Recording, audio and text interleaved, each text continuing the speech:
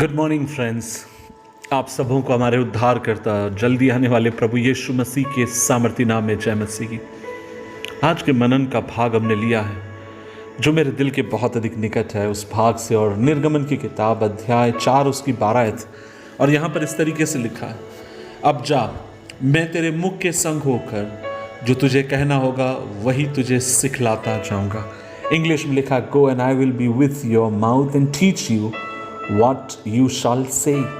अजीजों, यहाँ पर आप और मैं देखते हैं कि मूसा और परमेश्वर के बीच में वार्तालाप हो रही, और परमेश्वर मूसा से कह रहा है कि तू जा और उन लोगों को छुड़ा कर लेकर।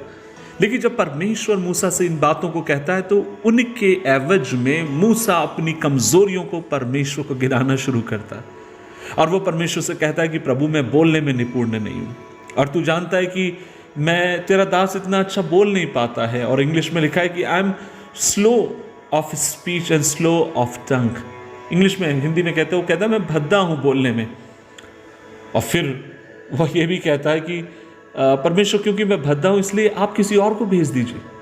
परमेश्वर मूसा के द्वारा एक बड़े काम को कराना चाह रहा है, लेकिन मूसा परमेश्वर के बल को समझे बिना वह अपनी कमजोरियों को परमेश्वर के सामने गिना रहा है।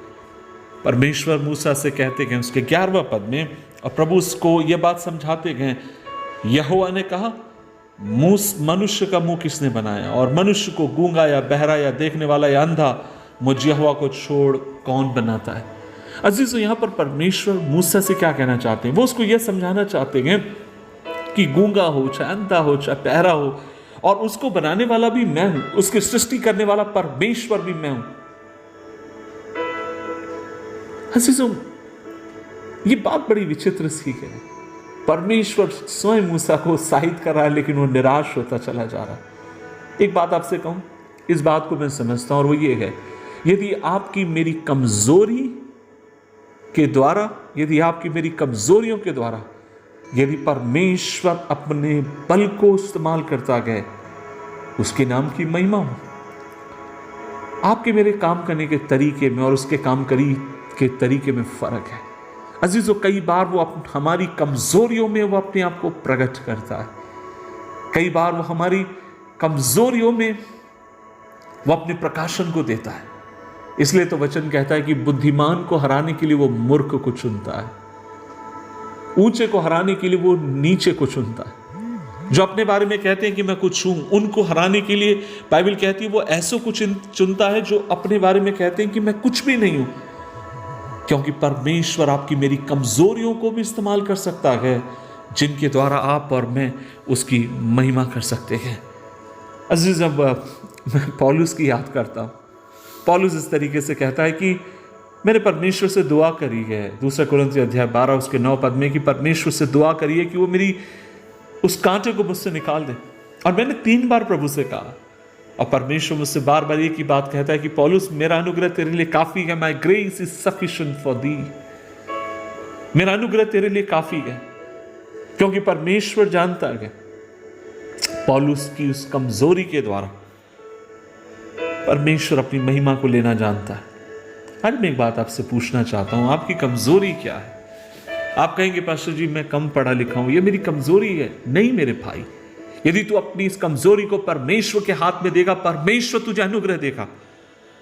अगर तू, यद्यपि तू कम पढ़ा लिखा है, लेकिन वो बुद्धिमानों के बीच में तुझे प्रचार करने के लिए और अपने काम को करने के लिए खड़ा करेगा। यदि आप कहते हैं कि आपके अंदर बुद्धि की कमी है, मेरे भाई, जब तू अपनी इस कमजोरी को परमेश्वर के हाथ में सौंप देगा, खुदावन सामर्थी है, वो राजाओं के सामने और बलशाली लोगों के सामने तुझे उठाकर खड़ा कर सकता।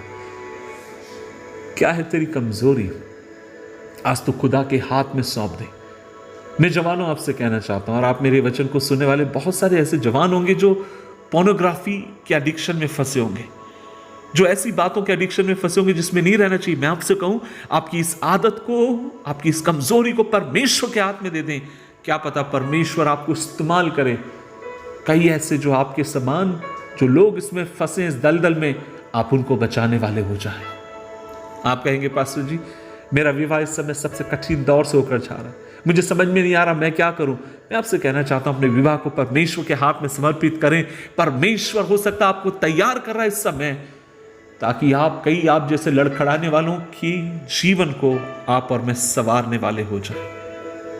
अपनी कमजोरियों को यहोवा को सौंप दे और उसके बल को ले और आगे की तरफ बढ़ता जाओ। परमेश्वर मूसा को यही समझाना चाहता है, मूसा तेरे अंदर बहुत तेरी कमजोरी होंगी, तू बोलने में इतना निपुण नहीं होगा, तो इतना बलशाली अपने आप को नहीं समझता होगा, लेकिन जब तू मेरी ताकत को लेगा, मेरे अधिकार को लेगा, मैं इसके द्वारा बड़े बड़े काम कर सकता हूं।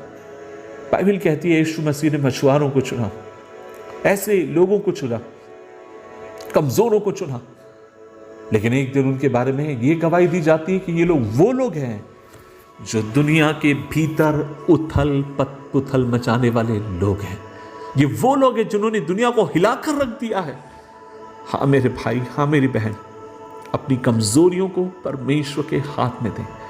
अजीजों, मैं आपसे कहना चाहता हूं, कई बार आपने मेरी गवाही को सुना और बचपन में पिता मरने के कारण बहुत अधिक गरीबी का संघर्ष होकर मैं गया, और हमेशा मन में यही आता था, काश अगर उस समय परिस्थिति ठीक होती, मैं 10वीं पढ़ पाता, काश उस समय ये होता तो मैं आज अंग्रेजी बोल पाता, और दुनिया भर का विचार।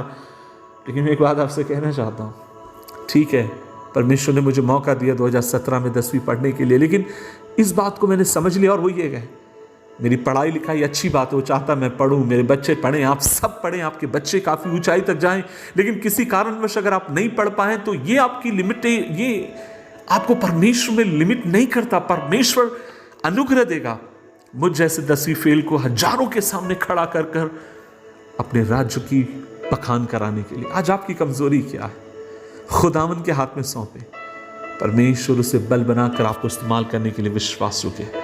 आइए मिलकर दुआ करें। प्रभु जी, हम धन्यवाद देते हैं इस संदेश के, हमें अनुग्रह दे कि हम तुझे कभी भी सीमित ना करें, लेकिन अपनी कमजोरियों को जब हम तेरे हाथ में देंगे, खुदावन तू हमारी कमजोरियों को बल में बदलने वाला खुदा है।